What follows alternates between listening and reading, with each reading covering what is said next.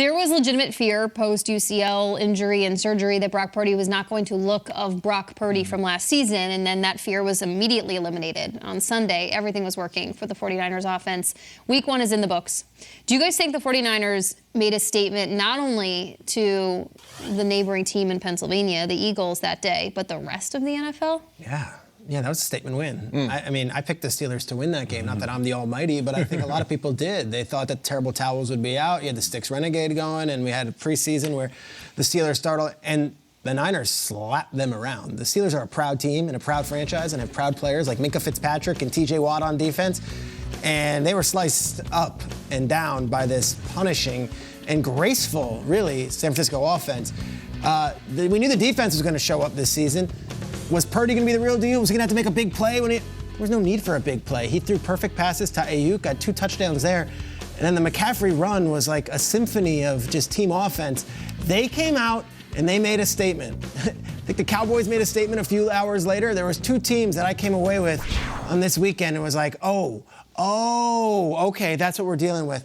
Eagles won. Eagles will never apologize for a win. They were up 16-0. Patriots came back, but if you're Philadelphia, you better believe you've got that 4 o'clock. You're looking at the scoreboard and seeing what those rival 49ers are, and don't get it twisted. Those are the rivals in the NFC this year. Those are the 2 alpha teams, and the Cowboys are coming. But when you talk about last year and how it finished, you better believe it's Philadelphia and San Francisco checking on each other all season long and seeing what they're doing. And you add in what the Niners did to start the day and then what the Eagles did later in the afternoon. Both teams are off to 1-0 starts. But I think the 49ers made a message. They sent the message. Everyone's hot on the Steelers. Shut up. Here we are. I think the statement, Drew, was he's for real. Sorry, not sorry. I think it's about Brock Purdy. We know Christian McCaffrey is really good and Bosa and all. We know all that. Shanahan. The question was, does Purdy have it? Was that a fluke last year? Do they have tape on him? Was he injured? At some point, we got to see if this guy bleeds. They have to lose a game with Brock Purdy before we can talk about anybody else. It's crazy. And that includes the Eagles. That includes the Cowboys. He hasn't lost. He doesn't lose. And it's does he actually bleed? Is he capable of a stinker game with 2 picks and a fumble? We asked, does he bleed? His wide receiver one is saying, yeah, he bleeds swag. That's the commentary coming out right now. And listen, Brock Purdy, pretty normal looking guy. He looks like a Boy Scout. He looks young. He's got the dry do side part. He dresses in T-shirts. This isn't Baker Mayfield coming out who is posing with a white tiger shirtless and is a Heisman winner. Brock Purdy seems like it's just a simple guy. And his wide receiver no, he bleeds swag. And who is to tell him otherwise? I said it yesterday. I'll say it again. He reminds me of young Russell Wilson on the Seahawks in the first couple of years of his career, where from the second his cleat hit the grass, he was he just has it. He can just play. And so, will he come back down to earth?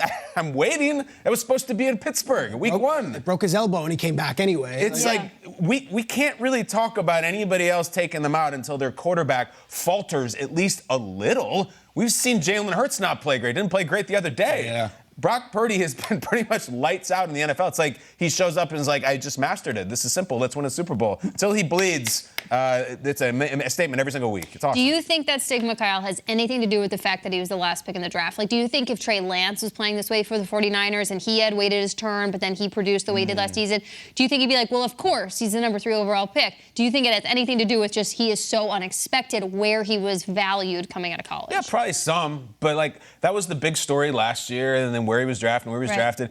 Now he showed up week 1. He's I'm the 49ers franchise quarterback. Yeah. I see Young and Montana back there, and I feel totally comfortable. I don't care where I was drafted. I care where I'm going, and I think I'm going to the Super Bowl. He just looks great. I see the 49ers statement. I raised you the statement the Cowboys made on Sunday night. 40-0. 40-0 on the road on Sunday Night Football. My goodness. And then it made me think, okay, so if those 2 teams made the statement, what were they doing to finish last year? And it made me think of that playoff game in the NFC. The 49ers take on the Cowboys. Brock Purdy, not a great day, but it was a very average day. 200-plus yards, couple of touchdowns.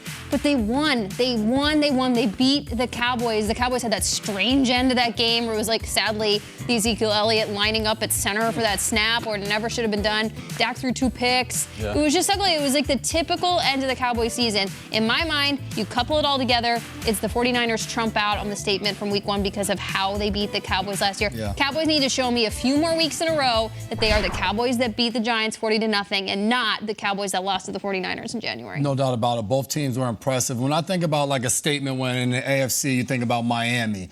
Going into the season, Tua Tagovailoa was hurt, and he comes out, has a terrific game. The two teams we're talking about, you just mentioned the Cowboys, the 49ers.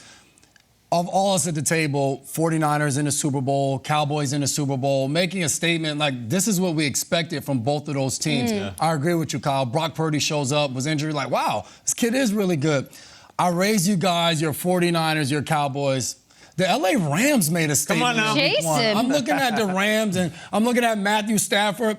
No one's picking the Rams to go to the playoffs. No one's saying, oh, Stafford's still a really good quarterback going into week 1. Who knows what him and McVay can come up with. They go down to Seattle. They score 23 unanswered points to finish that game and win in the division on the road week 1. Peter earlier talked about cool plays from this past weekend. About 6 of them were throws from Matthew Stafford, and he was throwing the ball over the middle to Tutu Atwell, to Puka Nacua, guys that you had no idea who they were going into this season. Statement games, week 1, Rams, you surprised a few people, you beat Seattle. Week 2, you got the 49ers. So we're saying that the 49ers make a statement game. The Rams now have a chance to go and say, you know what? We won a Super Bowl a few years ago. We were down last year, but we're back. Quarterback is healthy. Head coach is rejuvenated. We're ready to go. McVay, not a lot of success against Kyle Shanahan.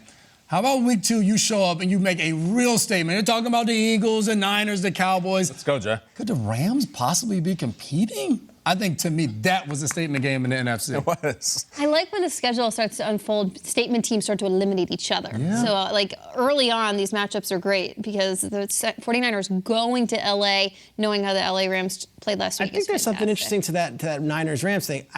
The Rams have so many new players, there might not be any scar tissue with that. Like, for years and years, the Rams were just haunted by the 49ers, and they'd lose in the regular season. They finally beat them in an NFC Championship game, and then last year they just got wiped out again by them. Yeah.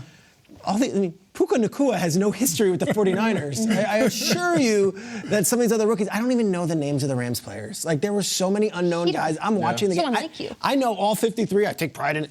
I'm looking at I don't know the players. And I felt like, okay, I got to study up on the Rams more because they have 14 rookies on their week 1 roster. Yeah. That was crazy. Insane win they had against the Seattle Seahawks. Really good. On the road, too. They might lose by 30 to San Francisco. Yeah. Yep. And then we will know. And then we will know. Week 2.